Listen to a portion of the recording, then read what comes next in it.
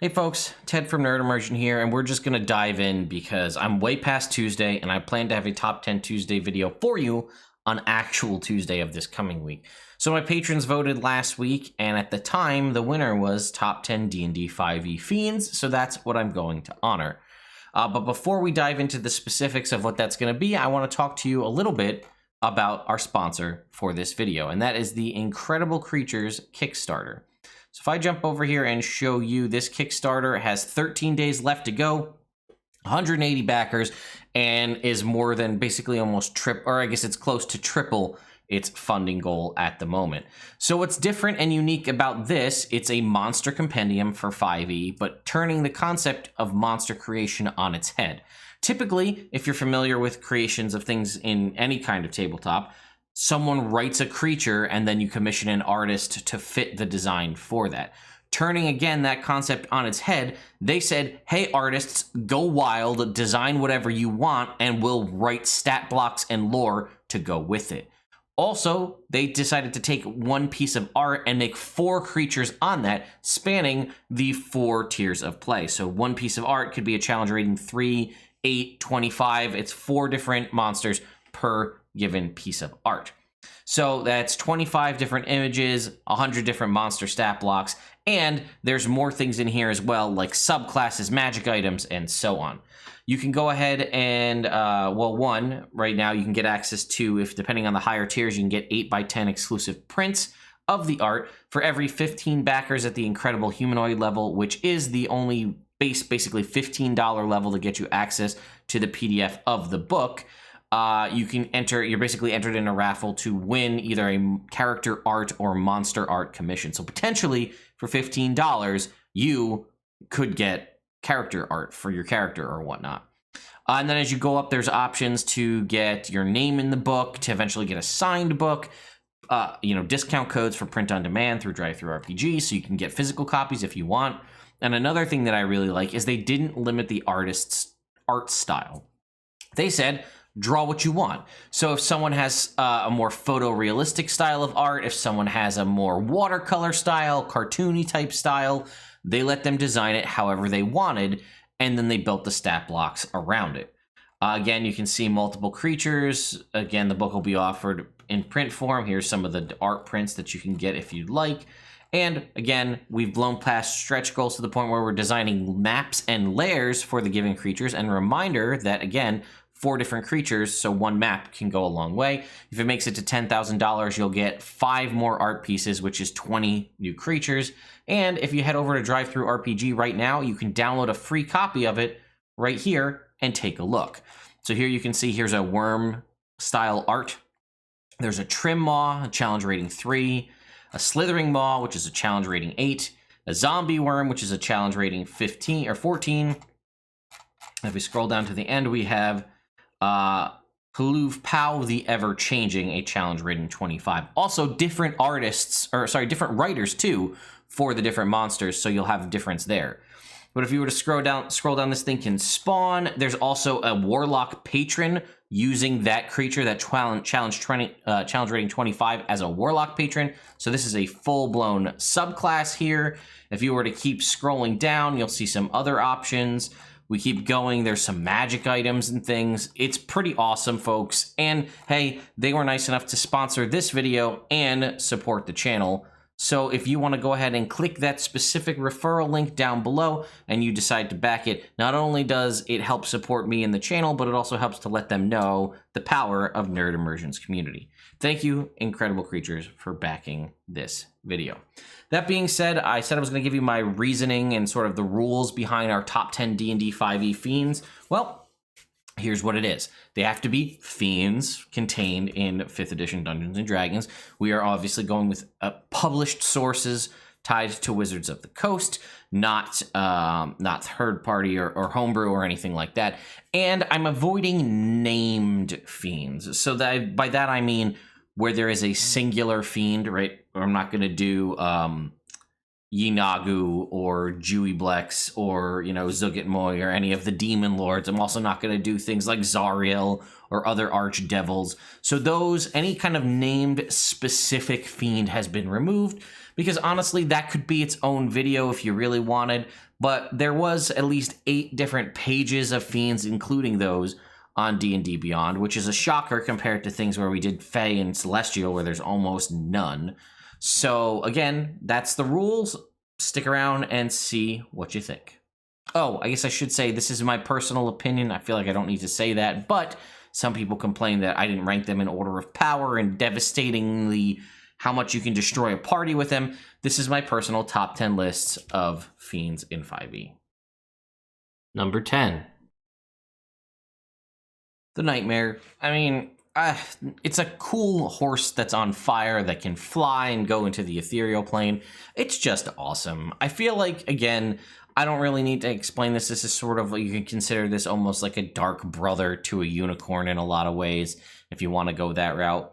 But yeah, I mean, you can see they're clearly made of fire. You can kind of, if you decide, you could honestly just take one, make it white, and then make a ponyta for 5e and make it not evil. But yeah, it's got fire immunity, and what's really cool about it is anyone riding it, it immediately grants fire resistance to the person riding it, which I think is the first time. I mean, it's also in the basic rules, but this is one of the very few creatures where, like, just using this creature as a mount bestows benefits. I think, I could be wrong, but bestows benefits to the rider. It obviously also lights up because it's made out of fire, and its hooves do decent amount of damage, right? 2d8 plus 4 bludgeoning damage, which is no joke in and of itself, plus 2d6 fire damage. And we have the very cool Ethereal Stride ability, where it can take it and up to 3 rolling creatures within 5 feet of it magically into the ethereal plane from the material plane, or vice versa. This can be, if you happen to have access to a nightmare for one reason or another, a great way to get out of jail free by just bamfing into the ethereal plane and flying away with the 90-foot fly speed that the nightmare has, or again, a 60-foot run speed, so nothing small there either. And then just come right back into the material plane, and, you avoided whatever issue you had, and now you are safe. And again, it just goes on the basic rules, give it a little bit. It's a demon horse or hell horse. It can be summoned from the lower planes, but unless a worthy sacrifice is offered to it as food, it will display no loyalty. Yeah, so it says they must. Also, there's the super dark part of the fact that they need to be created from a Pegasi, which is the ritual torturous removal of a Pegasus's wings, driving that noble creature to evil as it is transformed by dark magic. So I said a dark brother to a unicorn. It's really, I guess, more a dark brother to a Pegasus, but it's more on the scale and power level of a unicorn. I think they're cool. It's always fun if you can find a way to try to work them into the players possibly being able to get one. But just be aware that it has a lot of power that comes along with it. Number 9. The Maw Demon. Aside from the fact that it looks like it could be something that appears in the real Ghostbusters cartoon, or at least with some of the action figures, the fact that I always thought these things were small size and they're actually medium size makes them that much more terrifying. They're only a challenge rating 1, and they do come to us from Volo's Guide to Monsters, but that being said, the fact that they have a tie to Yinagu, who is one of my, if not my favorite high-level, enemy in all of Dungeons & Dragons, because I just like gnolls a lot, this gets a +1 from me. So it has a typical kind of rampage ability, which I believe all gnolls have, which is when it drops a creature to 0 hit points. On its turn, it can take a bonus action, move up to half its speed, and then also make an attack. Its speed is 30 feet, so that's pretty standard. It has kind of standard fiendish resistances in that it has cold, fire, and lightning resistance, immunity to poison, and then immunity to charmed, frightened, and the poisoned condition. And its bite attack does 2d8 plus 2 piercing damage. Again, not a small amount when you consider that this is a challenge rating 1 creature that has resistances to a lot of common damage types that, party members of challenge 1 would be using. I have to turn my notifications off so we stop getting these pop-ups on the screen. And again, 2d8 plus 2 damage could kill a level 1 character easily. And yeah, the fact that they anything that they consume after they rest for 8 hours, it is transported directly into Yinagu's throat. Well, it says gullet, so throat, mouth, stomach region. And I didn't know that they appear normally among null warbands as part of a ritual offering, which is just cool. So Yinagu can constantly be fed by Maw Demon. So if you want to allude to him as the big bad for your game, these guys cropping up pretty early on would be a great way to do so. Number 8. The Bargest. Aside from being a creature that I remember fondly from 3.5, it also has what I consider to be the best looking goblin art in all of 5e, which is this guy right here. And the fact that they're kind of a really spooky looking canine dog creature. They have some of the best lore of any fiend that I've ever heard of, and I will go into that very briefly. But let's take a look at the creature itself. I think this comes from Volo's Guide. Yeah, Volo's Guide to Monsters. Challenge rating 4 creature, so still pretty relevant early on. Has some really cool lore you can tie into hooks, again, that we'll talk about. Fiendish resistances, and that it's resistance to cold, fire, lightning, and non-magical bludgeoning, piercing, slashing. Immune to acid, which is nice, different than normal. Acid and poison, and the poison condition. Blind sight and dark vision. Can speak easily, has telepathy as well. Can shape change between a goblin, which is its shape changed form, and this sort of canine dog creature, which is its true form, and that is crucial to its mission, which we'll talk about. It has this fire banishment feature, which is interesting. So if it starts its turn engulfed in flames that are at least 10 feet high or wide, it must make a charisma saving throw or be banished back to Gehenna. Why Gehenna? Again, we'll talk about that. Instantaneous bursts of flame, such as a red dragon's breath or a fireball, don't have this effect, because reminder, they are resistant to that as well. Keen smell, they're a dog-like creature. Innate spellcasting and levitate, minor illusion, and pass without trace at will. And then charm person, dimension door, and suggestion. Again, dimension door, great for escaping. Its bite does 2d8 plus 4 piercing damage, which again, no joke in the damage department. And then the claws do a d8 plus 4. But what was I talking about? Well, did you know about Bargests, that they are a creature designed by the General of Gehenna to devour goblin souls to deny them from returning to Magoobliet, the goblin god? I say Magoobliet, that's probably wrong. It's probably Maglubiet. I don't know how you pronounce it, but I'm going to go with Magoobliet because that's what I've always said, even though, again, I'm sure it's wrong. But yeah, if you read it right here, this general, I guess the General of Gehenna doesn't have a name, but provided Yugoloths to this goblin god to help in a war of some kind. And then I guess he reneges on the deal. So as an act of vengeance, the General of Gehenna creates Bargests to devour goblinoid souls and deprive them from returning to Magoobliet in the afterlife. So what's crazy is they're born to normal goblin parents as just a goblin child, and then eventually they can assume their true form, and then they consume goblins, because get this, the mission of every Bargest implanted by the General of Gehenna is to consume 17 goblinoid souls by devouring the bodies of those it kills. Souls consumed in this way are prevented from joining Magoobliet in Acheron. Why 17? Because the oaths Magoobliet broke in his compact with the General totaled 17. So again, it has like specific lore, 17 souls, it commits what it needs to do, and then it returns and serves the General directly in his Yugoloth legions.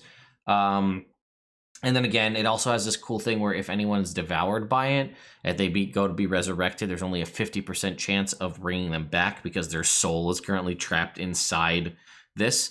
And that, I mean, you could do so much with this fact that it needs to devour 17 goblin souls. Even if you're not like having goblins as like a standard race in your campaign, or something that like the players can choose to play as in your campaign, and they're just kind of like mindless and low-level enemies for your players to fight, the fact that goblins start disappearing and their bodies are completely devoured might start to get a little weird and might start raising questions. And then you find out that it's happened, 14 times. And then somebody figures out like, oh, if 17 happens, then all this, the Bargest returns to Gehenna, but maybe you build this up into some larger thing. I think it's super awesome. I wish all monsters in 5e had lore this in depth, because frankly, some of them don't. And again, this is another reason why I feel we need like a God book or a Plains book to explain all of this kind of really cool stuff that I didn't know about until I actually was doing this video. Number 7. The Howler. I, again, have very fond memories of the art of this creature from back in my 3.5 days, but this one with this weird sort of frog throat pouch I feel like is even more terrifying. Also, I feel like made famous. I think they were in a couple episodes of Critical Role, and they were in our Rod of 7 Parts campaign where we went to Pandemonium.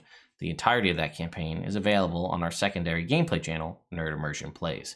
So this is a challenge rating 8 creature. So you're in your mid tiers at this point. It has kind of standard resistances that you'd expect: cold, fire, lightning, bludgeoning, piercing, slashing from non-magic, immune to the frightened condition, so still fully affected by poison, which is rare. Has pack tactics, so frightening if it gets into melee, and it makes 2 attacks, and its bite does 2d6 plus 3 piercing plus 4d10 psychic damage if the target is frightened, and there's a reason behind that. Also, this attack ignores damage resistance, so sorry barbarians, even if you have resistance to piercing damage while raging, doesn't matter for the Howler.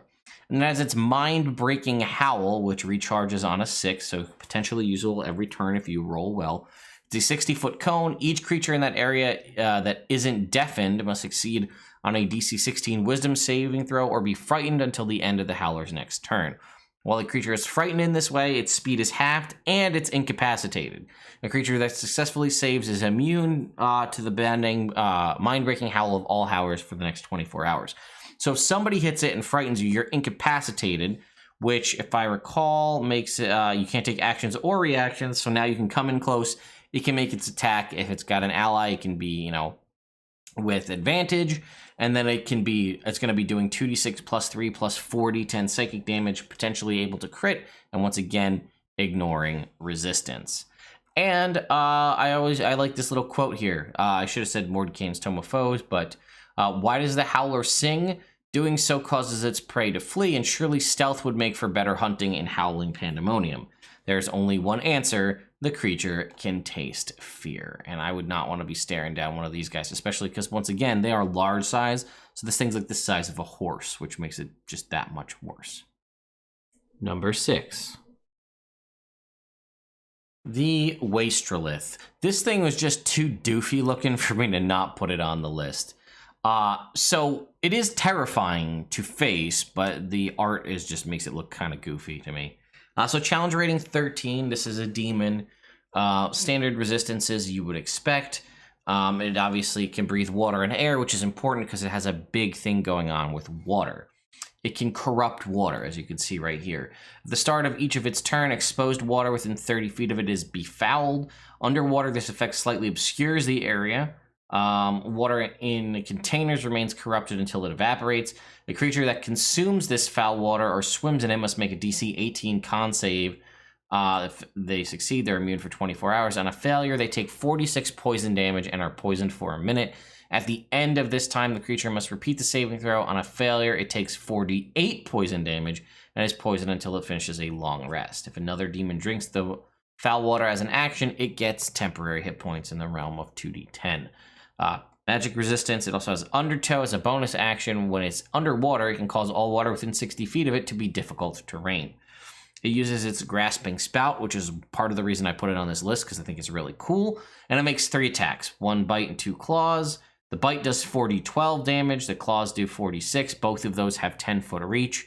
And then the grasping spout launches a spout of water at a creature within 60 feet.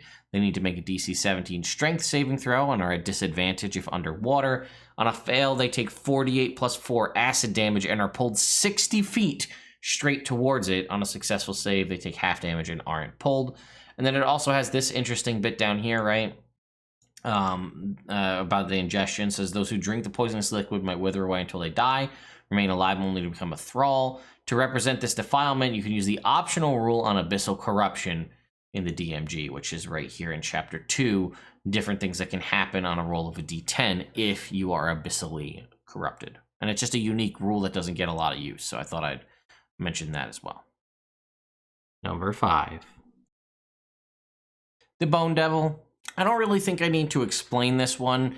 It's just badass and like terrifying looking. It falls into the realm of devils in the Monster Manual. I think this one's actually part of the basic rules. And I feel like this is one that, especially if your players don't know what they're getting themselves into and you want to throw something scary at them, a Bone Devil is pretty damn scary. It has pretty nasty looking body parts. It can fly. It has a stinger scorpion style tail, big long claws. Again, standard resistances you'd expect of a devil or a demon. Telepathy. It's magic. Its dark vision isn't impeded by magical darkness. It has magic resistance. And then again, it's pretty standard though, right? 3 attacks, 2 claws, and a sting. The claws only do a D8 plus 4, but they're reach. And the sting, again, has reach, and it's 2d8 plus 4 piercing plus 5d6 poison. And they must make a con save or be poisoned for a minute.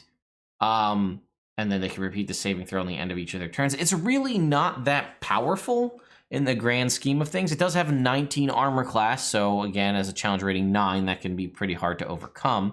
But I don't know, it's just kind of iconic, and I like them, and, I just think they're cool looking. This in my mind is on the same level as an Ice Devil, right?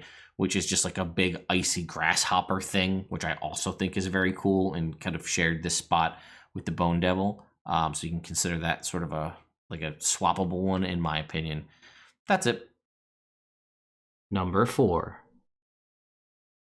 Rakshasa. This is again another classic monster from Dungeons & Dragons. It is the tiger-headed spellcaster creature with the backwards hands that, again, if you have seen Critical Role Campaign 1, can play a prominent role, and that's where a lot of people learned of Rakshasas. The people that don't know, just Dungeons & Dragons in general. And they are a devil, I guess they're a fiend, which is interesting. They are a fiend, they are non-typed, right? So devils and demons have sort of rules behind them, right? Like demons, I think, ascend if they consume souls, whereas devils kind of ascend or evolve to the next tier if they are promoted by a higher ranking. So if you don't understand that, right, if you're an imp and you do an amazing job as an imp, you could get promoted to a bearded devil, and then you just change and you are no longer an imp, you are now a bearded devil. And it also works the other way. You can be stripped of your power and reduced. And I believe demons, it's done by consuming souls. So a Rakshasa still goes to the 9 hells as though it were a devil, but it just kind of goes there if it's killed and then gestates and then reforms. So it's just a cool bit of a lore there. But the reason that they're so cool and everybody loves them is they have this limited magic immunity, which is they can't be affected by spells of level 6 or lower unless they want to be. That has advantage on all saving throws and spells as well. So, this is challenge rating 13, so depending on where you fight it, you might not have access to a ton of higher level spells, but the fact that cantrips through 5th level, it can just be like, that doesn't affect me, sorry. So you're basically down to fighting with melee or something else creative. They also do have this interesting vulnerability to piercing from magic weapons wielded by good creatures.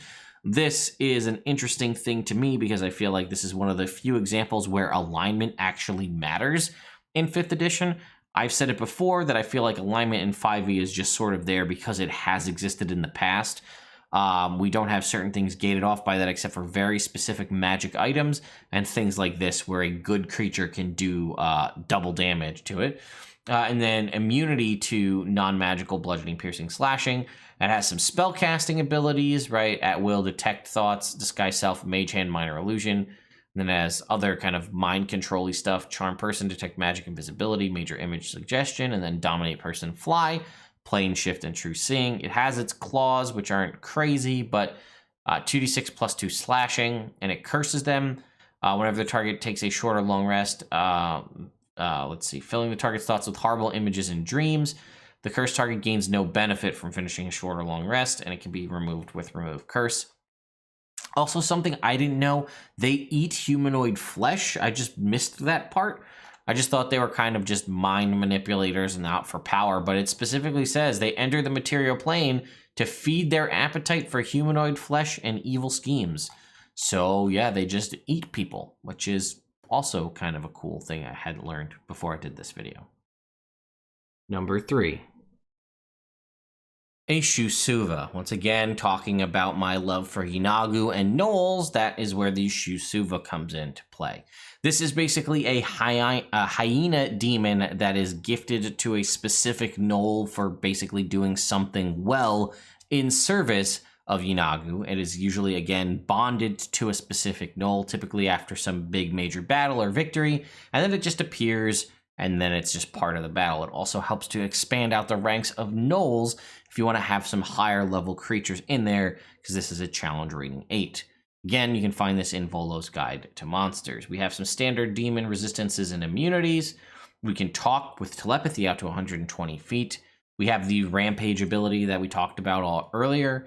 And then it makes 2 attacks, 1 bite and 1 tail stinger. Its bite does 4d10 plus 4, and its tail stinger does 2d8 plus 4 piercing, and they must make a con save or be poisoned. If they're poisoned, they are also paralyzed, and they can repeat the saving throw at the end of each of their turns. Also, that tail stinger has a 15-foot range. So again, this thing can zip around the battlefield decently with 40-foot movement speed. All of the best saving throw proficiencies in Dex, Con, and Wisdom. So again, you throw a band of gnolls, a war band of gnolls at your party and tack in a couple Shoosuvas, and you've just drastically altered the power level of that encounter, making it much more deadly, potentially more interesting, and it still fits within the lore. Number 2. Narzugon. This is an awesome challenge rating 13 creature brought to us from Mordenkainen's Tome of Foes, and has some pretty awesome lore behind it, as well as a magic item tied to its stat block. So if you scroll down, you'll see right here, it says paladins who make deals with devils and carry their twisted sense of honor into the afterlife are especially valuable to the archdukes, who want unquestioning champions to lead their legions of war. These Narzugons, wielding lances of hellfire and riding nightmare steeds, like horrific perversions of knights errant, roam across the infernal layers and other planes to carry out the will of their masters. So it doesn't specifically state it, but the way I'm reading it is that if you are a paladin who enters a deal with the devil and you die and head into the afterlife, you are sort of turned into a Narzugon. So it's cool that their lances that you can see here are literally forged from hellfire. They have pretty standard kind of devil resistances, immunity to fire and poison, several conditions, advantage on perception checks to perceive good aligned creatures. They have the infernal tack, which we'll talk about, which lets you bind and put a nightmare into your service. Magic resistance for advantage on those saving throws. It can use its infernal command or terrifying command, and then makes 3 hellfire lance attacks.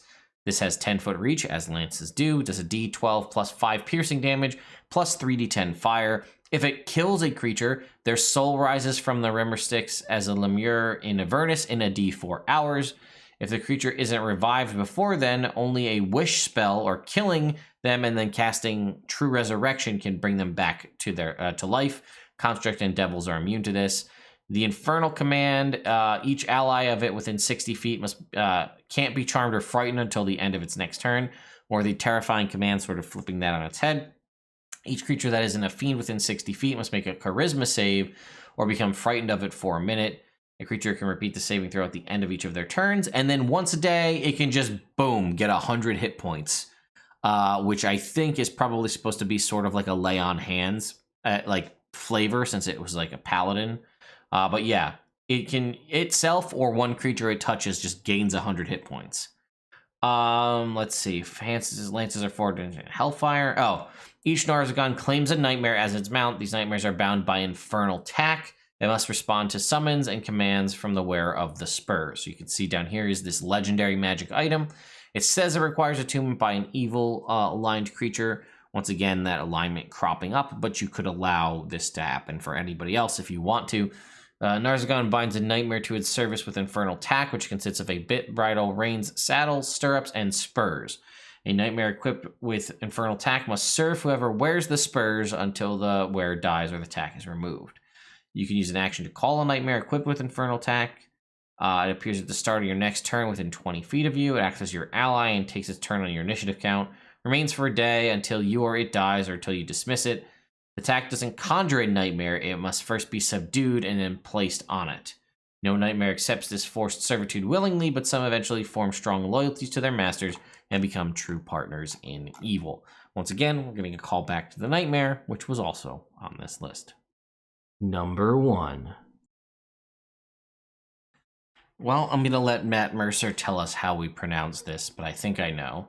Here we go, ready? Vargouille. Vargouille is how you officially pronounce it, although I did used to have a lot of fun saying Vargouille back in the day, which was just a fun thing me and my friends used to say. But this was a creature that I loved from 3.5. The art was also drastically different and much more sinister looking. It also was orange, which probably helped with making me like it. But these things are absolutely terrifying. They're only a challenge rating 1, and they did come in Volo's Guide to Monsters. But if you don't know what these creatures are, they are essentially flying heads with bat wings that can kiss you and then make you turn into one. They have some standard resistances that you would expect, and they have a bite attack that does a d6 plus 2 piercing plus 3d6 poison. But the kiss is the real thing, right? So it kisses an incapacitated humanoid that needs to make a charisma save or become cursed. That cursed creature loses a point of charisma after each hour as its head takes on fiendish aspects. It doesn't advance during daylight, or during sunlight, or during around a daylight spell. And when the cursed target's charisma becomes 2, it dies, its head tears from its body, and it becomes a new Vargouille. Casting Remove Curse or Greater Restoration before that happens does so. Doing so undoes the changes made to the target by the curse. It also has a Stunning Shriek, which makes it that much more scary, right? Each humanoid and beast within 30 feet of it that can hear it must make a wisdom saving throw or be frightened until the end of its next turn. While frightened in said way, they are stunned. If a target's saving throw is successful, it is immune to the Stunning Shriek of all Vargouilles for only 1 hour. So it can come back again. Also a reminder that when you're stunned, you are incapacitated, so that makes you eligible for the kiss. Again, the fact that this can happen while your character is asleep, in theory, there's that weird concept of if I'm asleep, how do I make the saving throw?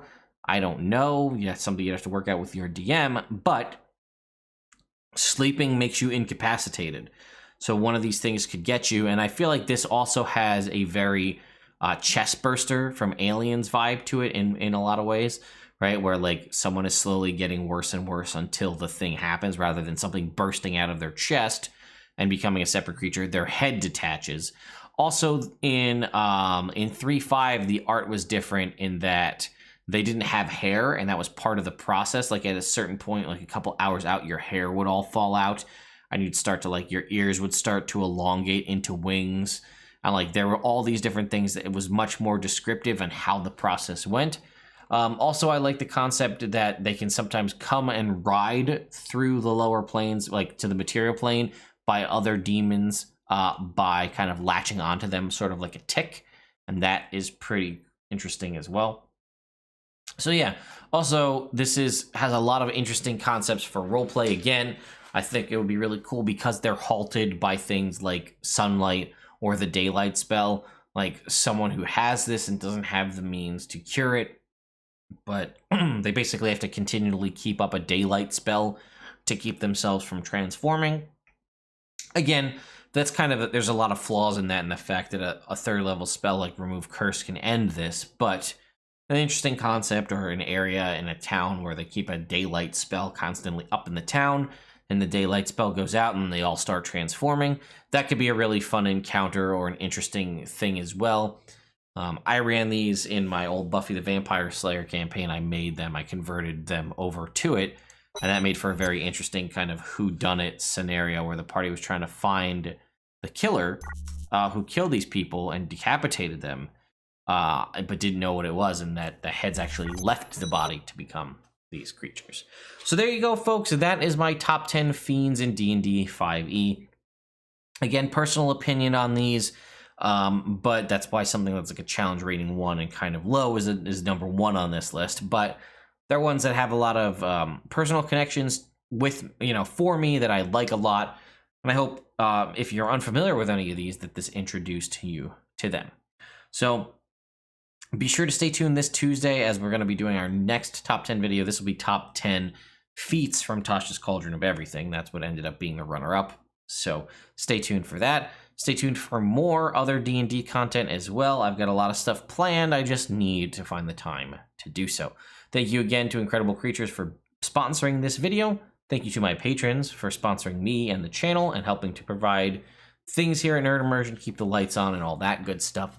I will see you all next time.